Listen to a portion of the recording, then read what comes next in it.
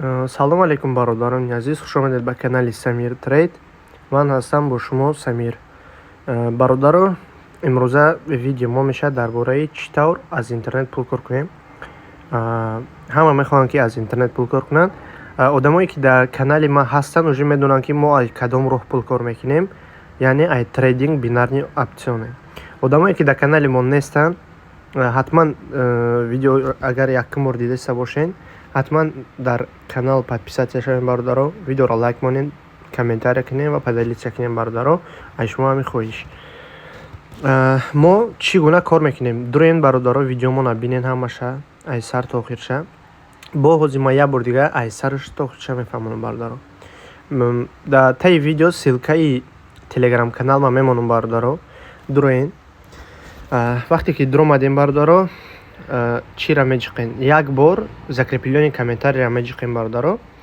Дар иҷа мо силкаи ҳамун сайта мондагием. Мақсад бисёр рушидагиаи хеле сайто барои хато накардантон. Мисол медуроед ҳамин ҷа кати регистратсия, ин ҳамин силкаро меҷиқем бародаро. Тамом. Дар иҷа мисол дар Тоҷикистон бошен Тоҷикистон, Россия бошен Россия. Давлата мезанем, дар иҷа USD беста. Хубтарай дута ира гиро мекунем, эмайлтона қати паролтон мезанем бародаро. Тамом. Ай шумо ҳамиқа кор. Баъд шумо меғалтен главни чиза, главни сайт, ин ҳамин сайта. Баъд шумо бояд профилтон бидуроен регистратсия кунем бародаро. Ман профил дуромада наметавонам, барош ки ному, насабу, адресои ман ҳамаш дар онҷо ҳастай. Медуроен профилтон да бародаро, ному, насаб, чӣ хеле ки дар паспорт ҳастай ба забони англисӣ ягон грамм хато накарда бародаро менависен ва документоту паспортотона пешу пиша раво мекунен бе ягон хавотири. Ин сайти мошенникӣ нестай. Ира уже тамоми тоҷику ай чанд давлат уже ё кор мекунанд. Масалан бисёри одамо медонанд ки уже ягон хел сайти чӣ нестай. Бехавотири паспортотон раво мекунен, верификатсияро мегзарем бародаро. Тамом. Дальше чи? Дальше бародаро, аз инҷо пул мепартоем мо ба вложение, яъне пополнениеро меҷиқем. Ва дар инҷо мисол ман просто видео карда будам, 19 минут қариб видео тайёр кардам, аммо мебинам ки видеоро яъне голоса гиро накардам, яъне ки видео полностью без звука. Барои ҳамин асари нав кунам гуфтам.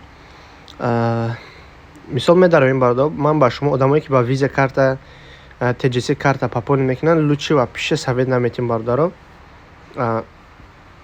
Чӣ кунен? Тоқа бародаро ба USDT, TRK Biz ё Binance Pay, ай ҳама хубтараш, ё ин ҳами криптовалюта короче. USDT, TRK Biz там мегирем бародаро, ё Binance том боша Binance кати мекунен.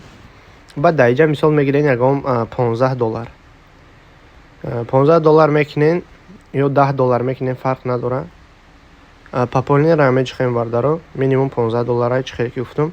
Минимум $15 пополнен мекунем бародаро ва корро сар мекунем. Дальше ҳозир ман шумо нишон метавонам. Дальше бародаро, $15 вақте ки пополнит карден,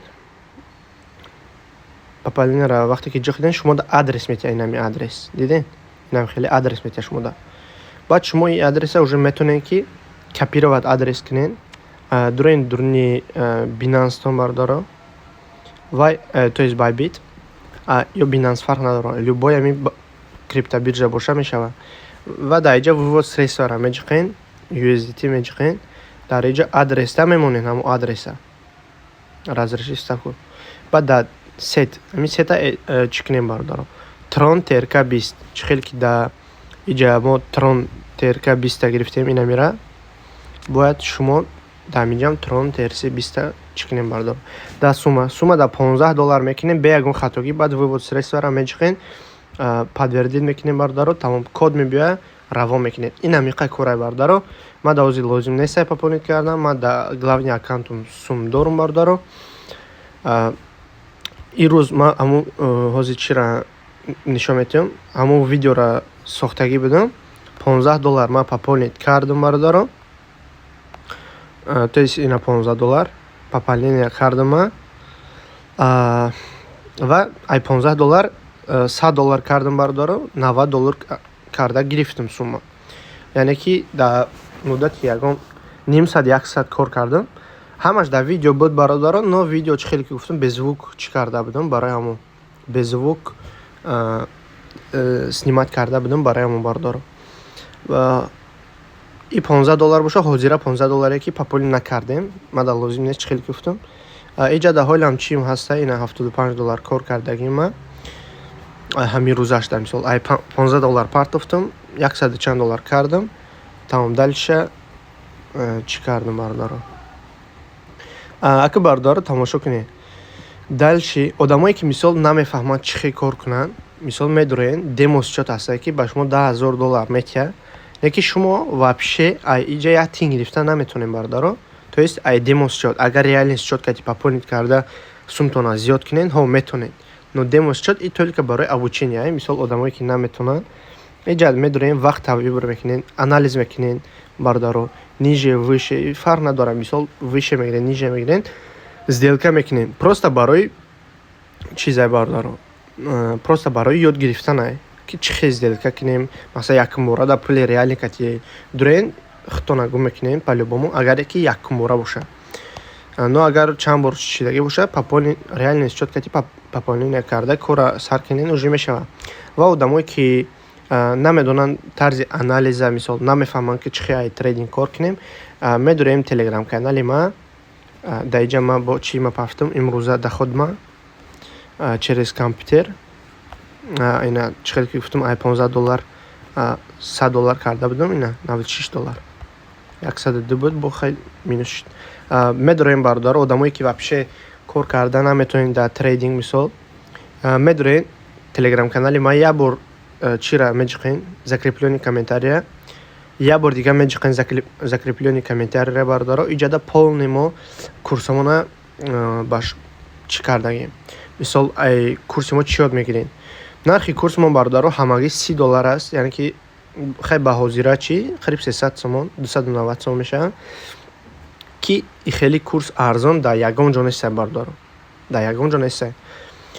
шумо дар ҳеҷ курс чиро меомӯзед? Трейдинг аз 0 то максимум, короче базовые чизҳои муҳим то максимум, тарзи кор кардан дар платформа, консультатсияи бепул, яъне ки чӣ саволе ки дошта бошед ва чизе ки намефаҳмед дар ман менависем, ман бепул мисол амо чӣ курс кати ҳамаша ҷавоб метам. Риск менеҷмент, мани менеҷмент, технический анализ, фундаментальный анализ, свечной анализ ҳамаша мефаҳмонем. Бо дар чӣ мо 7 дарс ҳаста, ҳар якта дарс қариб 15-20 дақиқа посаенам. хеле сурат дар тагиш чиай бародаро, сурат дар тагиш ина хеле нависагия ки мисол ами баъд аз ами мисол тренд ҷо ҳаракат мекунад баъд ами свеча. Ба 5 та видеоурок ҳаста, зиёдаи 10 китоб ҳаста бародаро. фақат медурен ду бор закреплёни комментария меҷиқен, ин ами менеҷер Самир, ин ами дар менависем, ин хидимам, тамом. ман ҷавоб метам, шуморо оплатит мекунем, курса дабавит мекунем, мехонем 2 моҳ полни мехонем бародаро. инам хеле барои регистратсия боша бародаро. ҳамон чӣ хеле ки гуфтам, як бор закреплёни комментария меҷиқен, ин ами ҷада силкаи мо ҳаста бародаро. медурен регистратсия мекунен, курса меомӯзен, сум пополнен мекунен ва трейдинг ранги ҳама сум кор мекунем бародаро. як бор дига ташаккур ба ҳама ки ин видеоро то охира тамошо карден. иншоаллоҳ бо бародаро видеои нав дар оянда мешава. иншоаллоҳ бо ҳар рӯзи видеои нав мепартем, ҳар як чанд рӯз. дар канал ҳатман обуна шавед, подписатсия, лайкро фаромӯш накунед, комментария кунед бародаро, видеоро поделиться кунед. ҳатман дар телеграм канали ма обуна шавед. раҳмат барои просмотри ин видео.